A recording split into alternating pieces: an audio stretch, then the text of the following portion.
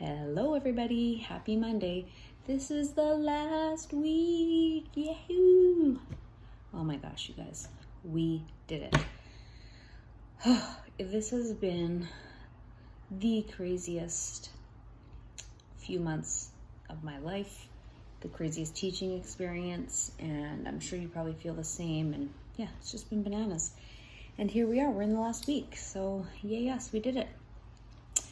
So sadly, you guys won't get to see my hair fixed because I still won't have an appointment. So this is going to be your memory of me for the year. I am going to have a video message today. I'm going to post something every day this week. I'll have a video on Wednesday and a video on Friday, and that'll be it. So today's my birthday, 44 today, and it kind of got me thinking about what I have seen and experienced in my 44 years personally and as a teacher. And then this last week, things have been crazy. I feel like the world has just lit itself on fire. And it's just the coronavirus changed everything. And then the murder of George Floyd in the US just changed everything as well. And once again, people who are not white had to stand up and say, this isn't okay. And it appears that finally, after years and years and years, people are listening. And I just wish that we were in class together and we could talk about some of these things that we just can't do via video. So it gave me, I scrapped what I had planned for the last week. And I thought, we need to sort of reflect upon these times. I have made a real effort to not give you an assignment about how are you feeling in COVID and all this, because a lot of experts say that's not a good idea. And I can see that we're kind of in the crap. And to write about how crappy it is to be in the crap maybe isn't benefiting anyone.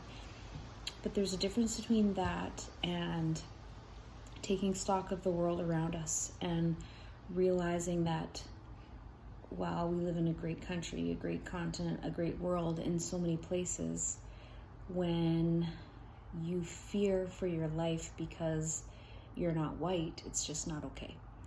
And I've had lots of conversations with my kids, with my family, with my friends about Black Lives Matter and what that means. And I wish I could talk to you about it, but I'm sure you're having those conversations at home and talking about until we are ready to treat people like people, nothing is going to get better.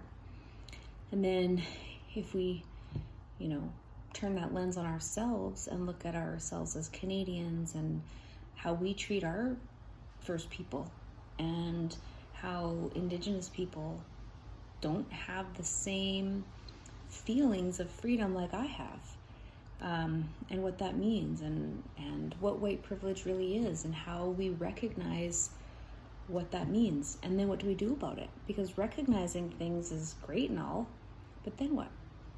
So there's this quote in this book that I just read, and I've just become really devoted to it, and she talks about white privilege, and she says white privilege is being born on third base, like a baseball analogy. And not understanding that privilege is thinking that you got there because you hit a triple. And I just love that so much because it acknowledges that, yes, I was born on third base and I can't control that. That was just by the luck of birth. That's what I got. But living my life thinking that I'm on third base because I hit a triple, that's not right, because I didn't. I just was luckily born there.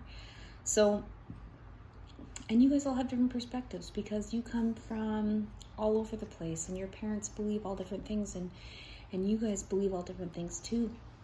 And you are the future. You are the people that are hopefully going to undo this mess that me, my generation, and generations before me don't know how to undo and have created. So, that being said, I personally have spent some time thinking about my own life and what I was put here to do. And I don't know. I've told you before, I'm not really a religious person. I'm not, I believe in thinking and problem solving and allowing people to believe what they believe and respecting their own, where they come from. But that's clearly not enough. So now what? I don't know. And I'm still thinking about all that, and I'm trying to do my part by educating myself on the plight of Indigenous people or people who are not white trying to make it in this country and dealing with the prejudices and racisms and things. And I've been listening to Trevor Noah's book called Born a Crime, and he's a late night host. I don't know, some of you guys might know him, but he was born, he had a white father and a black mother in South Africa, and that was against the law. So that's why it's called Born a Crime, because it was illegal for a mixed race couple to have a baby.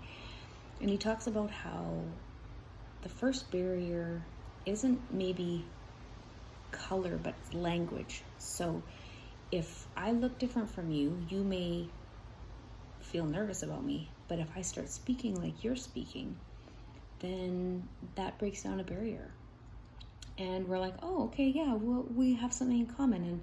And I think that he might be onto something there, where if we look to the commonalities of us all and we figure out what our connection could be, then I think we could work towards building something good and being a better group of people. Anyways, that's your lecture for the day, and hear what I'm saying, think about my words, and where do you fall on all this?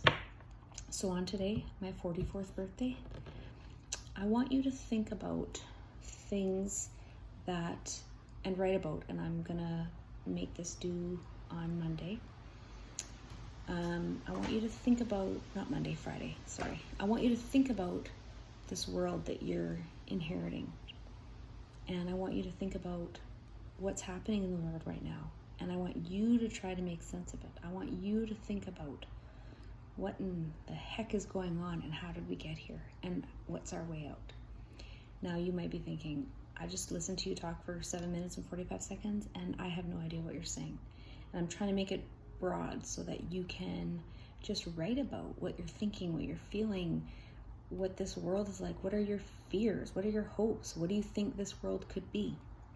So that's sort of the crux of it. I want you to think about the world since you've been in it, or these last 3 months, or these last 3 weeks. And I want you to answer the question, what do you think of this world that we're living in right now? What is good? What problems do you see? And what is your hope for the future? So that's what I want you to write about. I want you to make it 200 words to, maybe you can write a novel about it and solve these world's problems. But 200 words typed, edited, and sent to me, and it's going to be your final task for grade 7/8, 1 and 2. I've typed what I've said, the question on the assignment, the assessment, and I would like you to hand that in by Friday or earlier. And I would like you to stay tuned for a message from me on Wednesday and Friday. And I will be still working until June 30th, so my EDSB will be going like crazy. You can email me, message me anytime. And I hope to meet with some of you individually in the upcoming days. And I look forward to reading what you're writing. And the last thing I want to say is, those of you who participated with your whole heart in the life unit, I've spent the weekend reading and looking at your stuff, and I just love it. So thank you for honoring that assignment and doing a good job with it. So I will see you on Wednesday. Bye. Happy birthday to me.